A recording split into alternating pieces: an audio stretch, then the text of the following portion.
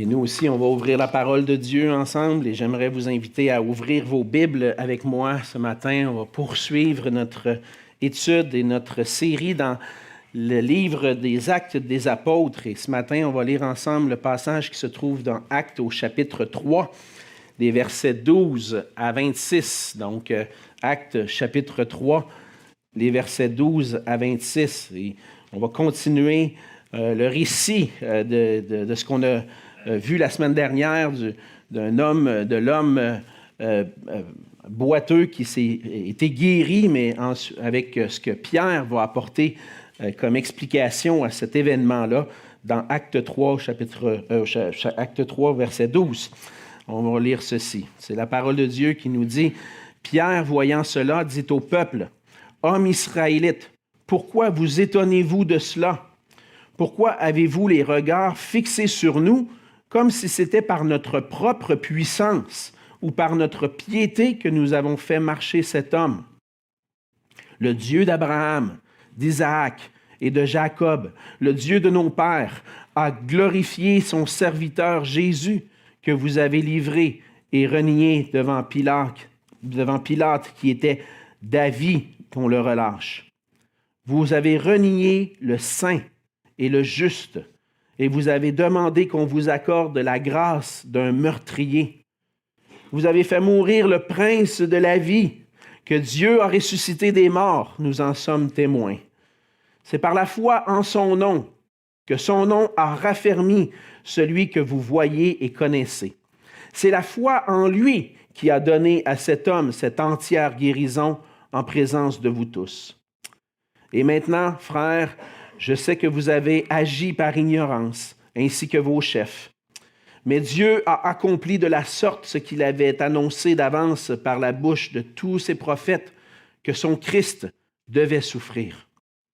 Repentez-vous donc et convertissez-vous pour que vos péchés soient effacés, afin que des temps de rafraîchissement viennent de la part du Seigneur et qu'il envoie celui qui vous a été destiné, Jésus-Christ, que le ciel doit recevoir jusqu'au temps du rétablissement de toutes choses, dont Dieu a parlé anciennement par la bouche de ses saints prophètes d'autrefois. Moïse a dit: Le Seigneur votre Dieu vous suscitera d'entre vos frères un prophète comme moi, vous l'écouterez dans tout ce qu'il vous dira.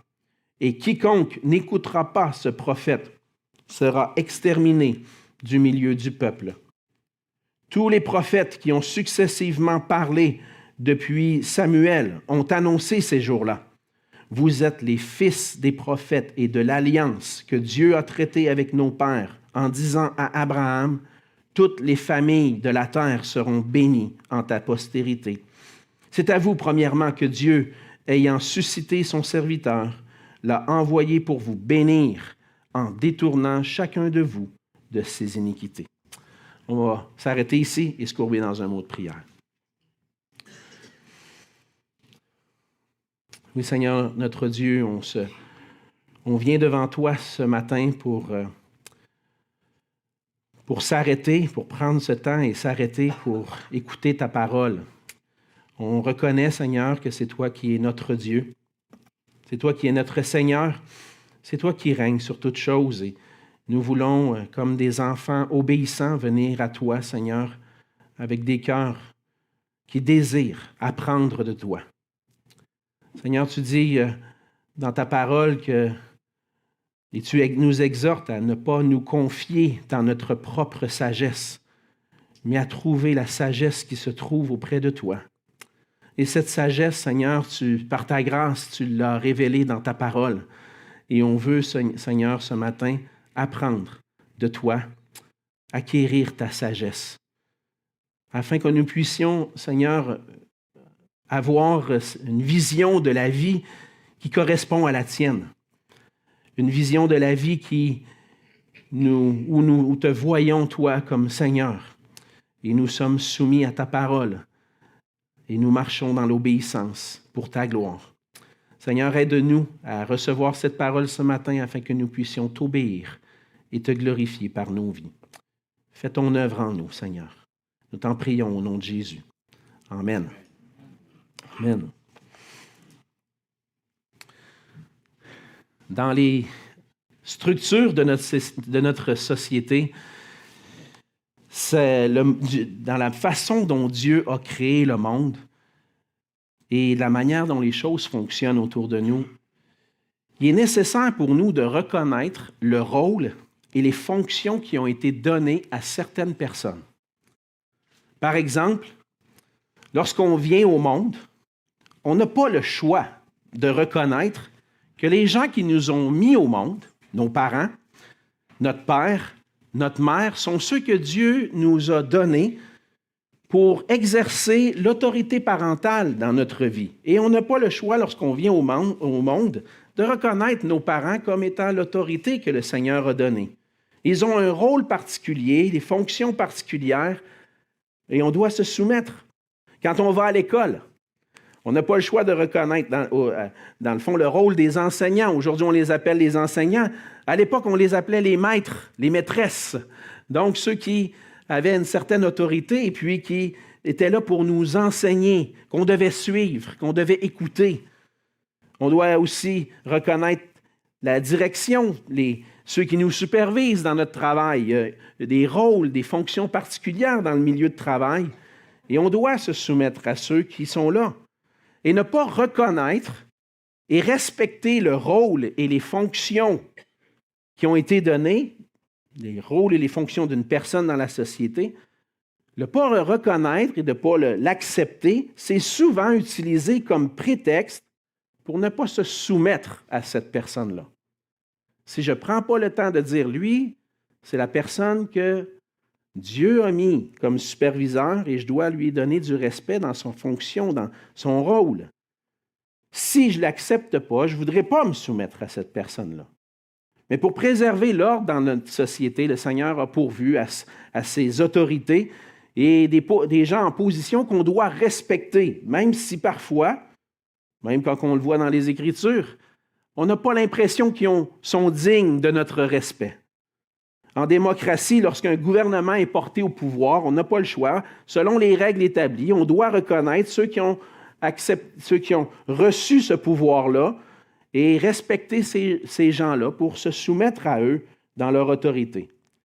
Une grande majorité d'entre nous, au cours de notre vie, c'est inévitable. On a été placé dans des situations où on a eu de la difficulté à reconnaître la personne que Dieu avait placée, a mis en place. Ou encore, on a rejeté l'autorité de quelqu'un. J'ai des exemples dans ma tête, de moments dans ma vie où je l'aurais changé, ce prof-là. Je l'aurais changé, ce directeur d'école-là. Parce que lui, il ne m'intéressait pas. Ça ne me tentait pas d'obéir à lui. Je ne le reconnaissais pas dans son rôle d'autorité.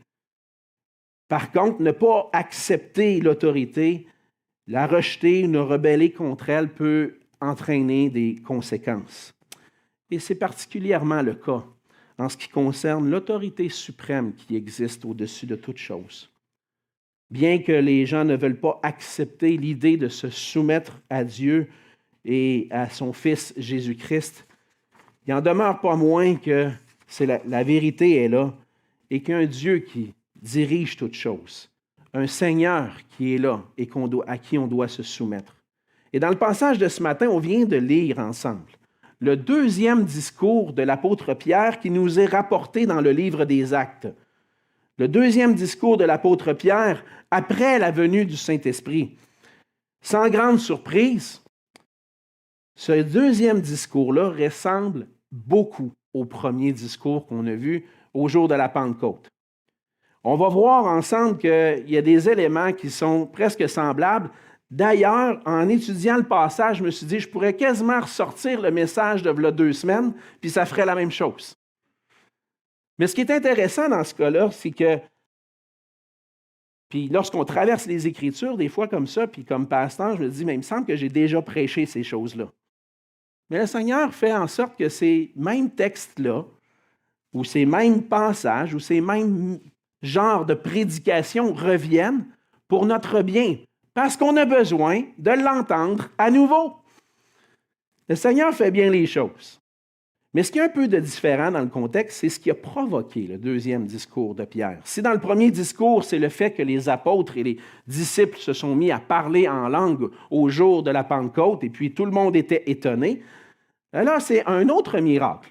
Le miracle de l'homme boiteux qui a été guéri, s'est mis à marcher, c'est ça qui a provoqué la surprise des gens. Et la semaine dernière, c'est ce qu'on a vu avec notre frère Antonio.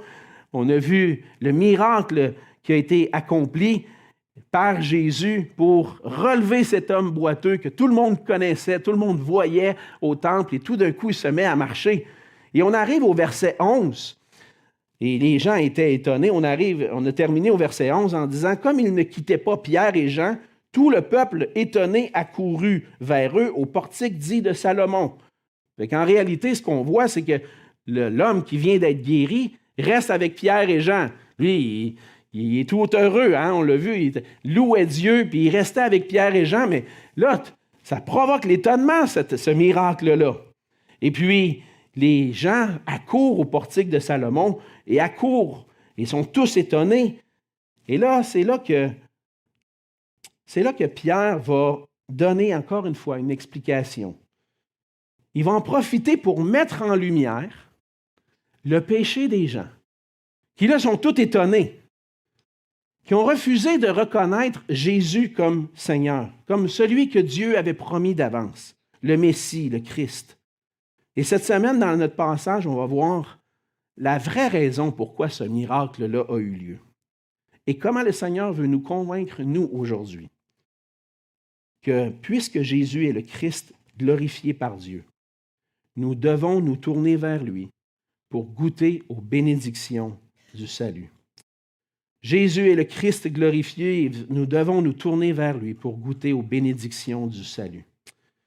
Et pour goûter ces bénédictions-là, on a besoin de reconnaître certaines choses. Premièrement, de reconnaître que Jésus est le Christ glorifié par Dieu. C'est ce qu'on voit dans les versets 12 à 26.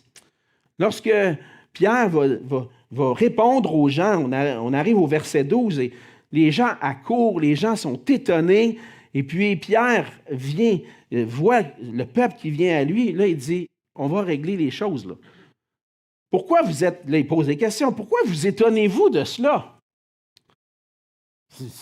Le gars, il a juste été guéri. Mais là, c'est quelque chose quand même, hein? Et puis, on pourrait être impressionné par ce miracle-là, comme les gens l'étaient. Pourquoi avez-vous les regards fixés sur nous comme si c'était par notre propre puissance ou par notre piété que nous avons fait marcher cet homme? L'être humain est souvent fasciné par ce qui est surnaturel. Je me souviens, quand j'étais adolescent, il y avait des émissions qui passaient à la télé, c'était les dossiers mystères. Il y en a qui se rappellent de ça, hein? Les dossiers mystères, puis avec les petites musiques là, un peu, je dirais, intrigantes, des choses surnaturelles qui se passaient, puis là, on essayait de comprendre les mystères. Et là, il vient de se passer quelque chose de surnaturel et on est étonné. Un homme qui était boiteux s'est mis à marcher. Et puis, ce que les gens ont tendance à faire, c'est de fixer les regards sur ceux qui ont accompli dans leur esprit. Pour eux, c'est ceux qui ont accompli ça, qui sont intrigants. Hey, comment ils ont fait ça? Wow! Faire marcher cet homme-là, que ça faisait des années, peut-être depuis le début de sa vie, depuis sa naissance, qui ne marchait pas. Et là, Pierre, il dit, pourquoi vous pensez que c'est nous qui sommes quelque chose? Pourquoi vous pensez que ce serait notre puissance? Ou même parce que nous sommes des fervents prieurs. Nous, on prie, puis on a la capacité de faire des choses extraordinaires. On est des gens de prière.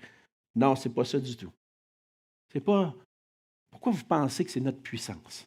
Pourquoi vous pensez que c'est notre piété? On est des gens attachés à Dieu. Pierre dit, vous vous trompez. Vous vous trompez parce que ce qui est arrivé en réalité, c'est que votre Dieu, le Dieu auquel vous croyez, il parle à des Juifs, il va commencer au verset 13 en adressant le Dieu d'Abraham, d'Isaac et de Jacob. Il s'adresse à des Juifs. Et les Juifs, pour eux, le Dieu d'Abraham, le Dieu d'Isaac, le Dieu de Jacob, c'est notre Dieu. On croit en lui. On croit à ce Dieu-là. Mais c'est ça, c'est lui qui est impliqué dans tout ça. Mais plus que ça, le Dieu de nos pères, celui qui vous dit être votre Dieu, qu'est-ce qu'il a fait? Il a glorifié son serviteur Jésus que vous avez renié devant Pilate, que vous avez livré. Et donc, les gens étaient étonnés du miracle, mais Pierre, en réalité, est en train de dire, il leur explique que ce miracle-là démontre que le Jésus que vous avez livré et renié devant Pilate, il a été glorifié. En réalité, c'est ce Jésus-là qui a accompli le miracle. Le Dieu en lequel vous avez foi, le Dieu que vous croyez, que vous dites, lui, c'est le vrai Dieu, a démontré que Jésus était son serviteur, son Messie, et il l'a glorifié. On l'a vu au début du livre des Actes, lorsque Jésus est monté au ciel. Jésus a été élevé, a été glorifié, monté dans la gloire. Et on voit plusieurs titres qui sont donnés à Jésus. Lorsque Pierre va s'adresser, se faire référence à Jésus, il va parler du saint au verset 14, du juste au verset 15, du prince de la vie. Il y a quelque chose que les Juifs n'avaient pas compris. Ils n'avaient pas reconnu qui était réellement Jésus. Il était le Saint. Le Saint fait souvent référence à ce Dieu saint dans l'Ancien Testament. Là, on l'a chanté tout à l'heure, hein? Saint, Saint, Saint est le Seigneur, le Dieu puissant et fort. Et dans le prophète Ésaïe, à plusieurs endroits, le Saint fait référence à Dieu lui-même, le Saint d'Israël. Et là, Pierre est en train de dire, le Jésus que vous avez crucifié, le Jésus que vous avez renié, c'est le Saint, c'est le juste, c'est le prince de la vie. Vous avez failli à un endroit où vous n'avez pas reconnu qui il était. Et ce qu'on apprend de ça, c'est qu'en réalité, même si on pourrait être attiré par des choses surnaturelles, on ne devrait pas regarder au miracle comme quelque chose d'extraordinaire, mais voir l'auteur des miracles comme quelqu'un d'extraordinaire. Ce n'est pas les serviteurs du Seigneur Jésus à qui on doit donner gloire. On doit donner gloire à Jésus-Christ, le Fils de Dieu, le Saint, le Juste, le Prince de la vie, le Christ glorifié. C'est vers lui que vous devriez tourner vos regards et reconnaître que celui que vous avez crucifié, c'est celui qui a guéri cet homme. C'est la foi en Jésus-Christ qui a guéri cet homme. C'est au verset 16, Pierre va rappeler ce fait-là. Il dit, ce n'est pas nous, mais c'est par la foi en son nom que son nom a raffermi les pieds de celui que vous voyez, que vous connaissez. C'est la foi en lui qui a donné à cet homme une entière guérison en présence de vous tous. Pierre, il pourrait avoir toutes les raisons pour dire, hey, hein, on a accompli quelque chose d'extraordinaire. Tout le monde est étonné de ça.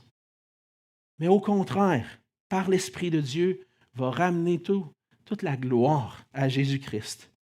Parce que c'est la foi en son nom, la foi en Jésus-Christ qui a guéri cet homme. Le Seigneur s'est glorifié au travers de la foi de Pierre et Jean. Vous voyez que dans le texte ici, jamais c'est mentionné la foi de l'homme. C'est la foi de Pierre et Jean. Alors, lorsqu'on entend parler de guérisseurs et de sessions de guérison parfois dans certaines églises, puis qu'il y a des gens qui sont estropiés, qui y vont, puis finalement, dans l'attente peut-être d'un miracle, finalement, ça ne fonctionne pas, c'est parce que tu manquais de foi.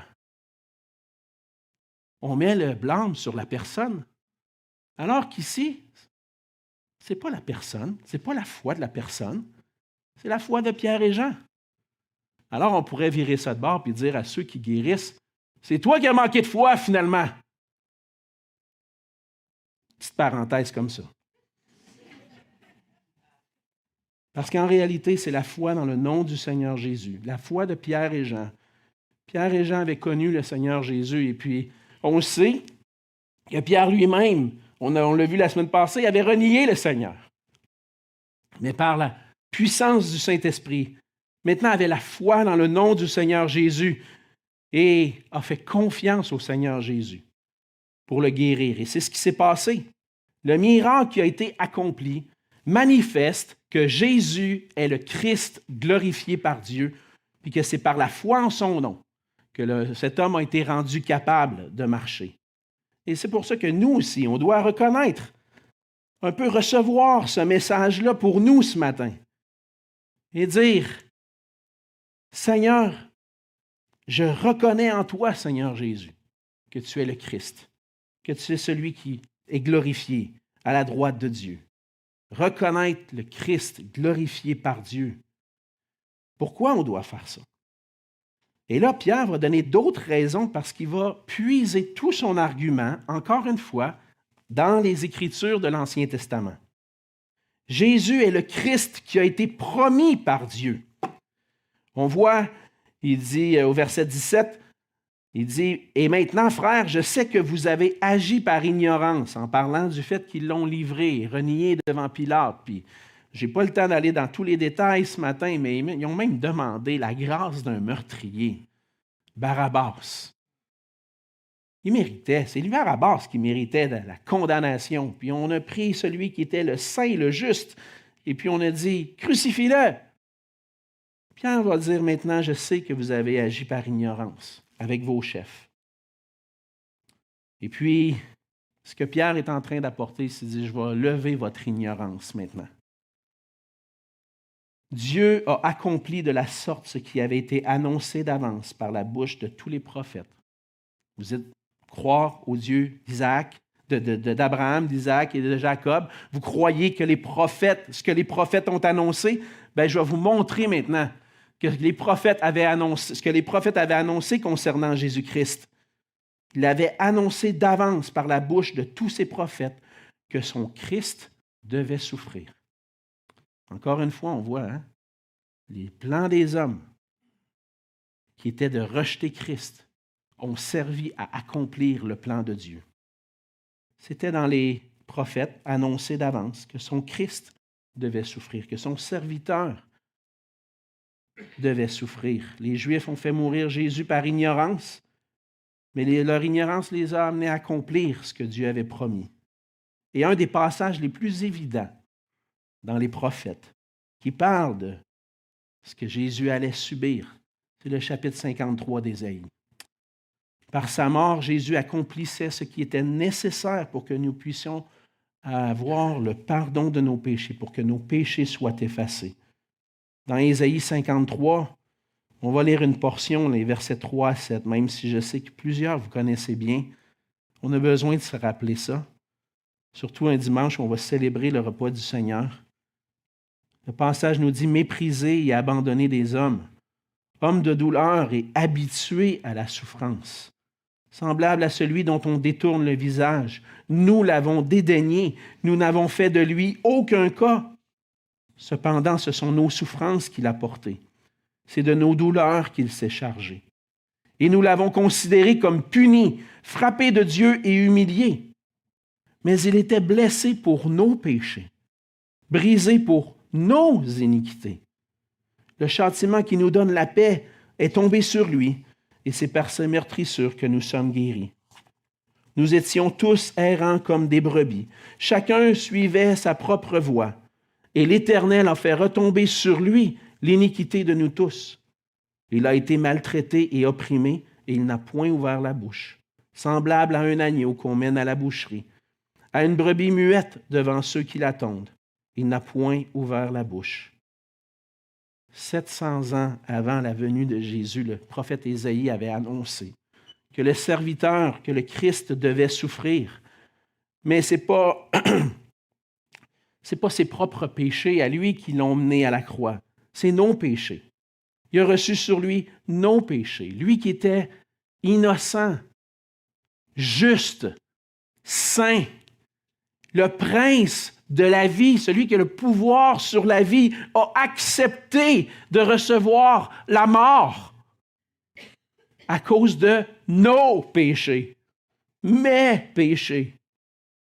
Puis il a accompli tout ça pour que je puisse recevoir le pardon, pour que mes péchés soient effacés, comme si c'était jamais arrivé. Il a tout subi pour moi. La mort de Jésus, ce n'était pas un accident de parcours ou un échec dans son ministère, comme certains théologiens pourraient penser, mais plutôt l'accomplissement des promesses de Dieu concernant son Christ. Pour notre salut, son Christ devait souffrir. En plus de ça, on voit un peu plus loin que Pierre va aussi utiliser Moïse comme référence.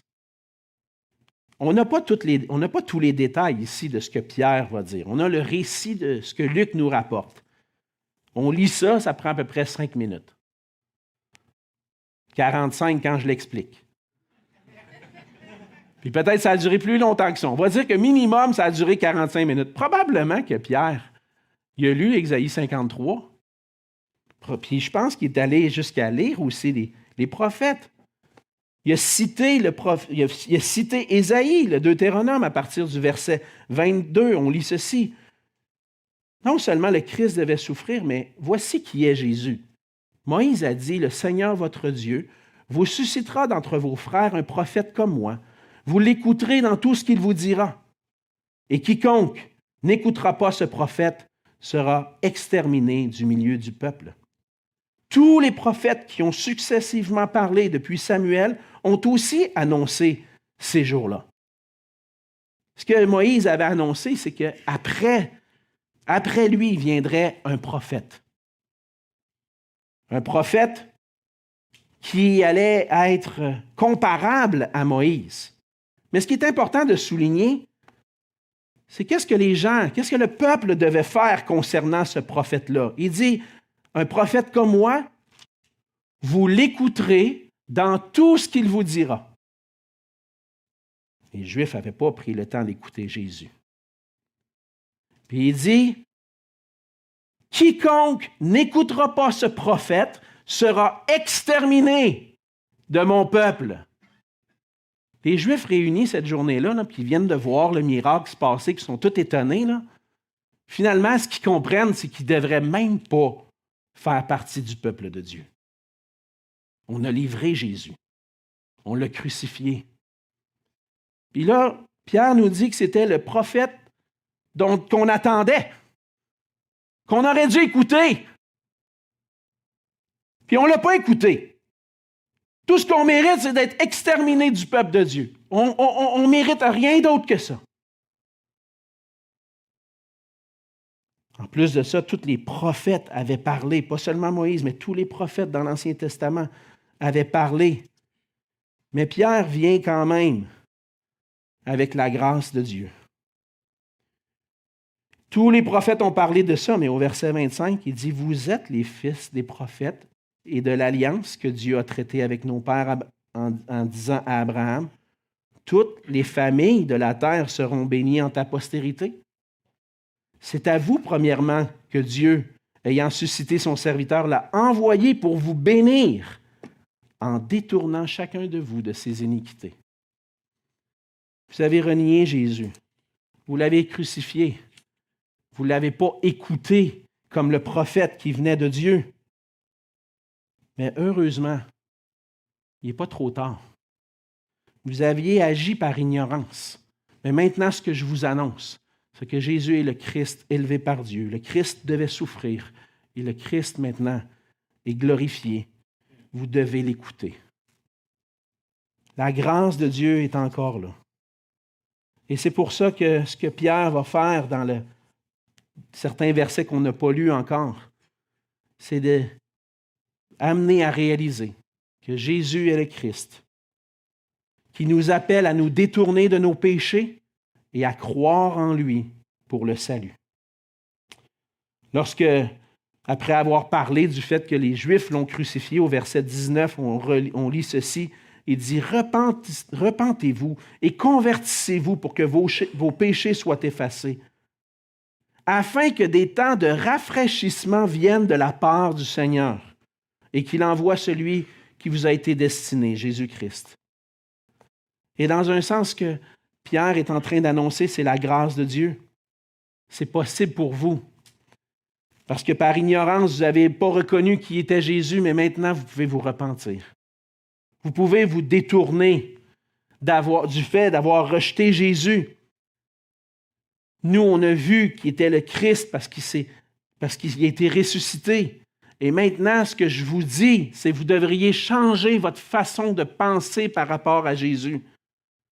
C'est de vous repentir, vous détourner, faire un changement, vous convertir, faire ce changement-là drastique qui dit « Je voyais Jésus comme un moins que rien, mais maintenant, je réalise que lui est le Christ, le Seigneur, le Saint, le Juste, le Prince de la vie. » Et la repentance, en fait, c'est ce fait-là de changer notre façon de penser par rapport à Jésus et se tourner vers lui.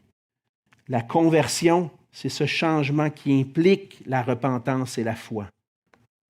La conversion, c'est ce qu'on est tous appelés. Ça se peut que tu sois comme les Juifs et que tu n'as pas encore reconnu Jésus-Christ comme le Seigneur, comme le Dieu tout-puissant qui a tout créé, qui s'est abaissé, qui est venu pour mourir pour toi. Peut-être que tu ne l'as pas reconnu encore. Mais c'est le temps aujourd'hui de changer ta façon de penser par rapport à Jésus. C'est le temps aujourd'hui de te convertir, de changer de façon de vivre, de faire, d'arrêter de ne pas reconnaître Jésus comme Seigneur, puis comme celui qui possède toute autorité, puis te soumettre à lui. De changer, de dire « je ne veux pas de ça », pour dire « non, c'est vrai, il est Seigneur. Je dois me soumettre à lui. » Ça se peut que tu n'aies pas voulu, en parlant de moi, puis en parlant de peut-être certains d'entre vous, ça se peut que tu n'aies pas reconnu puis pas voulu de certains qui exercent l'autorité dans ta vie. Mais tu n'as pas le choix de reconnaître que Christ est Seigneur et que tu dois te soumettre à lui. Change ta façon de penser. Et qu'est-ce que ça va donner? Repentez-vous et convertissez-vous si vous voulez goûter la grâce pour que vos péchés soient effacés. Pour qu'il n'y ait plus rien qui tient entre toi et Dieu. Pour que tu puisses goûter ces temps de rafraîchissement. Pour que tu puisses goûter à la bénédiction que Dieu a promis à Abraham, que toutes les nations seraient bénies en sa postérité. Dans le fond, convertis-toi. Écoute Jésus et tourne-toi vers lui.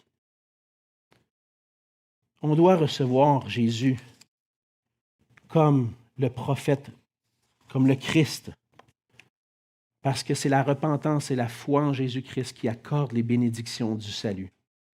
Dieu avait promis à Abraham que toutes les familles de la terre, toutes les nations de la terre seraient bénies en sa postérité, et Jésus est ce serviteur descendant d'Abraham qui vient pour faire créer un nouveau peuple, pour bénir, pour faire du bien, pour goûter la grâce de Dieu. Paul va dire dans Galates chapitre 3, versets 13 et 14, il dit « Christ nous a rachetés de la malédiction de la loi, étant devenu malédiction pour nous, car il est écrit « Maudit est quiconque est pendu au bois », afin que la bénédiction d'Abraham ait pour les païens son accomplissement en Jésus-Christ, et que nous recevions par la foi l'Esprit qui avait été promis. » C'est ça qui se passe dans le livre des Actes. Tu veux goûter à la bénédiction qui vient de Dieu. Tu veux goûter d'être réconcilié avec Dieu, de vivre dans la présence de Dieu et d'avoir l'héritage de la vie éternelle. Écoute Jésus et tourne-toi vers lui. C'est le choix qui est devant chaque personne qui entend l'Évangile. Et ma question pour toi ce matin, c'est si tu n'as pas encore cru à la parole de Christ et tu n'as pas encore placé ta confiance en lui, vas-tu choisir de persister dans ta rébellion à Jésus-Christ? Vas-tu saisir la vraie vie, la vie éternelle que Dieu t'offre dans sa présence par grâce. Écoute Jésus, tourne-toi vers lui. Parce que Jésus est le Christ glorifié. Et si on veut vraiment goûter à toutes les bénédictions du salut, on doit se tourner vers lui. C'est le Christ glorifié. C'est le prophète promis qu'on doit écouter. Et il nous appelle à nous détourner de nos péchés et à se tourner vers lui pour recevoir le pardon, la bénédiction de la vie éternelle. Où en es-tu aujourd'hui par rapport à Jésus? Crois-tu qu'il est le Sauveur, le seul qui peut te sauver de ton péché? Crois-tu qu'il est le Seigneur, celui devant qui tu dois fléchir le genou? Le Seigneur nous appelle tous aujourd'hui à écouter et à nous tourner vers lui. Mais je sais que pour plusieurs d'entre vous, vous avez déjà entendu ça, puis vous avez déjà cru ça. On est une église, des frères et sœurs ensemble. On se rappelle la grâce de Dieu. Mais des fois, on peut oublier aussi la grandeur de la grâce qu'on voit déployée dans ce passage-là. Vois-tu la grandeur de la grâce de Dieu qui a été manifestée pour toi, pour nous? Et ma question, c'est, es-tu encore émerveillé par la grâce de Dieu qui se trouve en Jésus-Christ, qui nous a été offerte? Ou est-ce que tu prends ça comme acquis au quotidien? Comme si c'est comme un vieux cadeau de Noël qui pourrit dans la poussière, dans le grenier. C'est ça la grâce pour toi? J'espère que non. Parce que le Seigneur nous appelle à être émerveillés, puis contempler, puis dire, Seigneur, je méritais juste d'être exterminé de ton peuple. Mais tu m'as béni. Tu m'as donné Jésus, puis tu m'as ouvert les yeux pour que je voie réellement qui il est. Ta grâce, on l'a chanté tout à l'heure, on n'avait plus de mots pour le dire, tellement elle est grande. Méditer sur la grâce de Dieu, frères et sœurs, nous amène à nous humilier devant le Seigneur, à être émerveillés. Ça a pour conséquence aussi de nous éloigner du péché. Quand je contemple la grâce de Dieu, combien il m'a aimé, combien il m'a pardonné, pourquoi je retournerais là? Pourquoi je retournerais dans mon ancienne façon de vivre, à me vautrer dans mon péché? Je ne veux pas faire ça. Je veux contempler ta grâce. Est-ce qu'au quotidien, ton cœur est rempli de déception, de murmures de ce qui t'arrive ou ce qui se passe autour de toi? Ou est-ce qu'il est rempli d'actions de grâce envers le Seigneur et de reconnaissance envers lui? Paul dit aux Colossiens en terminant, « Rendez grâce au Père, qui vous a rendu capable d'avoir part à l'héritage des saints dans la lumière. Il nous a délivrés de la puissance des ténèbres et nous a transportés dans le royaume de son Fils bien-aimé, en qui nous avons la rédemption, le pardon des péchés. » Rendez grâce à Dieu. Arrêtez de regarder juste les circonstances puis ce qui ne fonctionne pas dans vos vies. Levez les yeux un peu. Contemplez Jésus comme Seigneur, comme celui qui vous a accompli toutes choses, qui vous a fait passer des ténèbres à la lumière, puis qui vous donne en héritage les bénédictions du salut, la vie éternelle. Ce matin, à travers le discours de Pierre, le Seigneur nous rappelle qu'on doit s'encourager à être émerveillé par la grâce de Dieu, puis à donner toute la gloire à Dieu. Parce que notre Seigneur Jésus, glorifié, élevé par Dieu, est digne de recevoir toute la gloire et l'honneur par des cœurs remplis de reconnaissance, d'action de grâce pour sa gloire. Prions. Seigneur notre Dieu, on veut te dire merci pour ta grâce envers nous. Merci de nous rappeler à travers ce passage-là, Seigneur, ce que nous étions auparavant. Des pécheurs qui étaient perdus parce que nous étions rebelles à toi. Nous n'avions pas reconnu ton autorité. Mais en toi, Seigneur Jésus, maintenant, par ta grâce, on peut goûter le pardon, que nos péchés soient complètement effacés et goûter la bénédiction de la vie éternelle, de vivre avec toi dans ta présence pour l'éternité. Seigneur, on méritait la condamnation, mais tu nous donnes la gloire éternelle. On veut te remercier, Seigneur, et te glorifier pour ta grâce envers nous. On veut continuer de la chanter et chaque jour, Seigneur, se rappeler que chaque journée est une occasion pour nous de t'honorer et de te rendre grâce pour ton salut. À toi soit la gloire. Et c'est en Jésus qu'on te prie. Amen.